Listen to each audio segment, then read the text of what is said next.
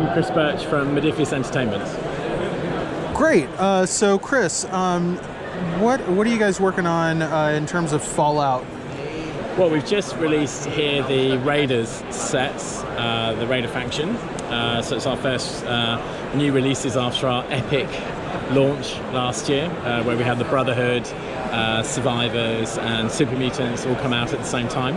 So it was a bit of an epic attempt to put a lot of factions out there for people to dive into. Nice. So it's been great to get the first of the new factions out finally, and that precedes the Institute faction, which is coming in November, and then we've got the Enclave, and then more stuff next year. We've had a really busy few months because we've been releasing lots of scenics for people to decorate their boards, because Fallout is such an iconic, there's so many things that, like the Nuka-Cola machines, Crash Vertibirds, the Corvega cars and all of that. And we've also just gone on a pre-order for the huge Liberty Prime model that we unveiled at QuakeCon last week. So it's $122, $23, depending on the exchange rate today. Who knows what's happening with that. So I think it's fantastic that the first time at Gen Con we've got the whole range of Fallout, and it's been a real passion project for me to get this game out that lets you play cooperatively together. So you and me could team up with our Brotherhood of Steel against our pooled super mutants and creatures.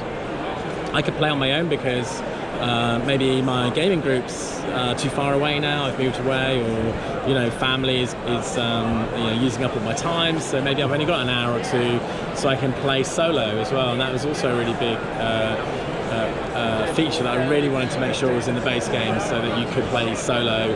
The AI is tough, clever, it will go after the objectives, it will ignore you if the objective is more important for it. And it's the AI is varied based on the type of units. So for example, a Brotherhood of Steel scribe, he's like the IT guy in the field, is going to act differently depending on how many friends are nearby. So the more losses there are on the Brotherhood side, he's going to starting to move away, starting to be very cautious, he'll use cover. Whereas a super mutant brute acts differently based on how much health he's got left.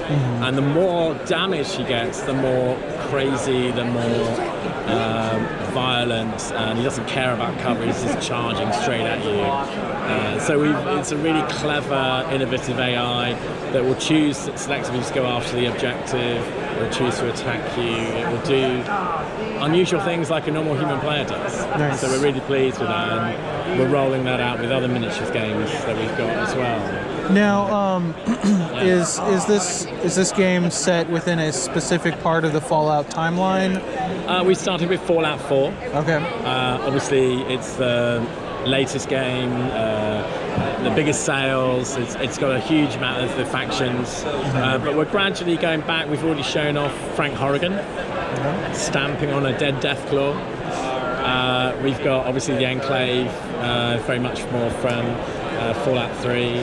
We've got a lot of characters from Fallout 3, and we're already working on things like the Master, crashed saucers, all kinds of stuff. So yeah, there's so much material in Fallout Worlds that we've got plenty to keep us busy for years. But we're already about, we've got like the next 2 factions all sculpted out, all approved, just going through production. So it's fantastic. I'm half surprised I don't see a miniature of a nuclear explosion on your table. Maybe that's to come. I do want to do the unexploded bomb. Oh, nice. Nice. Yeah. Well, speaking of Bethesda properties, you guys are also coming out with the Elder Scrolls Call to Arms. What can you tell us about that? So Elder Scrolls is kind of like son of Fallout. It uses the same D20 skill dice. I should just to backtrack very quickly. We've used a sort of very innovative, very simple coloured dice system, which we've followed through into Elder Scrolls. So the system is derived from Fallout, but has been redesigned, obviously, because Magicka and Stamina are quite key resources in the game. There's a little bit of resource management in when and how you use your stamina to boost different abilities in the game. Magicka is obviously powers your spells, your shouts. So the Dragonborn has got the shouts as well. The Death Lord, Draugr Deathlord has got shouts in the game. Nice. It's also similar scale, so anywhere between say 3 to 4 heroes, or 1 if you want to do a Dragonborn dungeon crawl on your own. So you can be going into Draugr vaults and having your own little kind of mini missions, or you could be like all 3 of us could team up, have like our own heroes, or bring our followers and do a cooperative battle against the AI, or do a versus game where the AI is kind of active scenery, is getting in the way, you know. But we may have quests that mean we want to take out the Death Lord, or we want to take out some of the minions. We've also got kind of evolving quests that are multi-stage. So we could just play a game where we all get a quest. But if we're playing a campaign, if you complete a quest, you then go on to the stage 2 part of the quest. And there's a really great reward if you get to stage 3 or stage 4. Nice. So, it kind of works on several levels. So if you just want to play a quick game, or if we want to play a series of games over time. Awesome. Now, can you speak at all to the plans for what kind of miniature releases you're going to have for Elder Scrolls? So the Wave 1 is our, which we're aiming for Christmas. I think it's probably going to be in stores in January, and we should have the resin miniatures for the base game on our web store before Christmas, for those who want to collect the resin versions. You're going to see Imperials and Stormcloaks in the base game with the Draugr.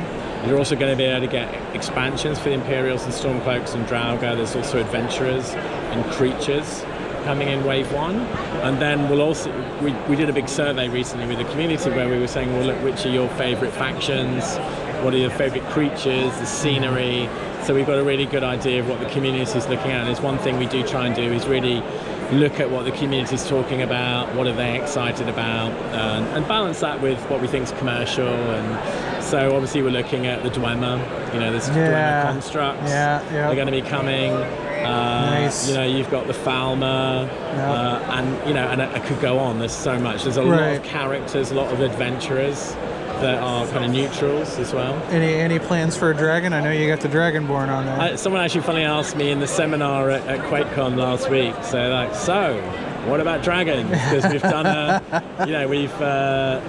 Liberty Prime now. So I was like, well, look. What's in Skyrim? There's a lot of dragons. What's in Morrowind?